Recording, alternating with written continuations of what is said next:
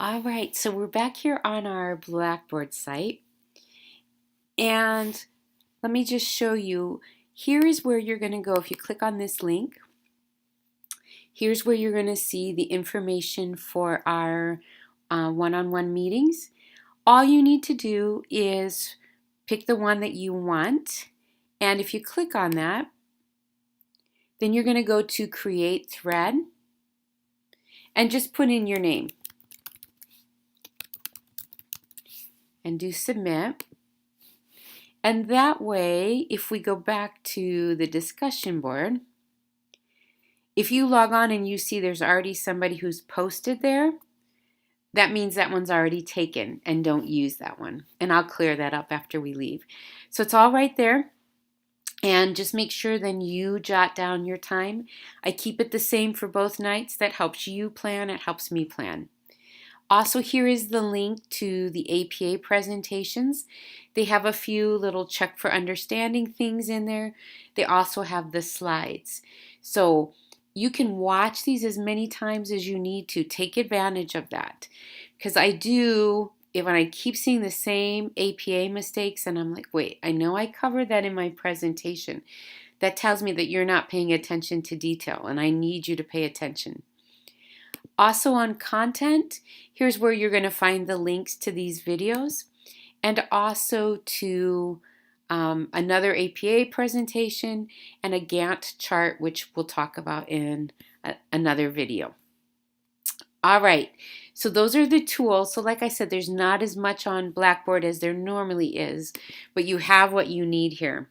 So now let's go ahead and look at some other ways to support you in this class. So I'm back in the syllabus, and this is towards the end. These are the final things.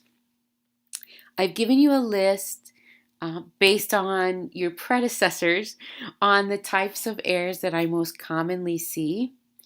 Please, please, please, please take time to go through there. Compare the things that I'm saying on this list to what you're doing. For example, sorry, I jumped way ahead. You're seeing all of the projects that we'll talk about in the next video. One of the first things that I have on this page is that running head is not capitalized. So when I get papers and I'm like, wait, head's capitalized, it's telling you right here. Or they write running head on every page. It's only on the cover page. So make sure you take time to look through those things. Those are there to help you. Also, I've given you a sample cover page. So spend some time. Notice that the number is in line with the running head. Notice where my name is. That will be where your name is. This part right here is not part of APA, but I want you to include that. That's how we identify. And then you see the date. Now let's talk about some overall tips for success. Since this is set up as an independent study, you need to spend some time thinking about your work style. And I have some questions. Are you better in short 30 to 45 minute bursts? Or do you need a larger chunk of time? Do you spend 20 minutes organizing your writing utensils, getting the music just right? If so, then 30 minutes isn't going to work for you, right? Do you work best early in the morning or in the evening? Do you need some noise or do you need complete silence?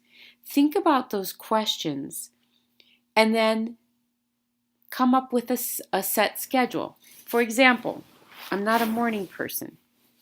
I don't do well in the mornings.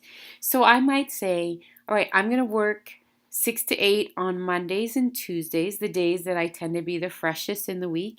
So come home, eat dinner, and then spend 2 hours at a block. And then I know I'm going to need to spend more time. So I'm going to spend a 3-hour chunk on Saturdays so that then I can have my Saturday afternoons and my Sundays free for other things or other schoolwork. Get yourself on a schedule and stick to it. If you need silence, and you don't have that at your house, figure out where can you go. Can you go to your campus location? Is there a public library? Someplace where you can go and work in quiet? If you need some noise, right, then what kind of music do you need and that kind of thing.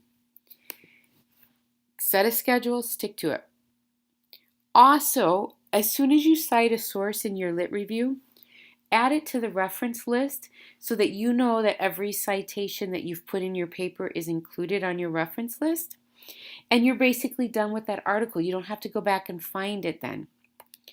Also, use your APA manual and the APA notes that I gave you from the beginning. Sometimes people will tell me, oh, I'm going to write it first and then I'm going to go back and put it in APA format. I'm going to tell you that will take you triple the amount of time. If you start from the beginning and you have your APA manual there, and right when you start citing, you're like, let me look in the citations. How do I do that? How do I cite after the first citation? If you do that for the first few pages and the first few references, then that becomes your model for the rest of the paper. All right? Another thing, after you've written a portion, leave it alone. Go and do something else. Come back a few hours later or the next day. Read it out loud to yourself. You will catch many of your mistakes that way.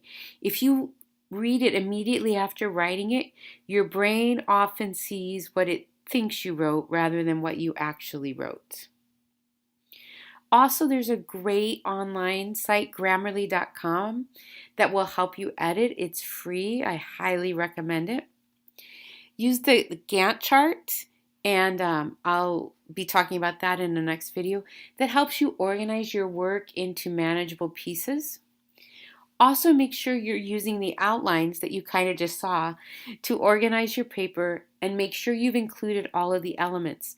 Sometimes people come back and I'm like, where's section 4? And they're like, what's section 4? So look at the outline. The outline in the syllabus is there to guide you. And then also and finally, celebrate your accomplishments. So if you worked hard, you got 5 pages done, or you got part of your creative project done, go and do something to reward yourself, whatever that is. Take a nap, right? Go to the gym, go get yogurt.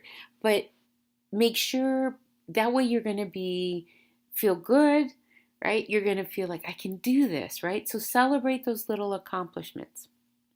All right, in our next video then, we'll start to look at the different types of projects that you can choose from, and I'll share with you some examples.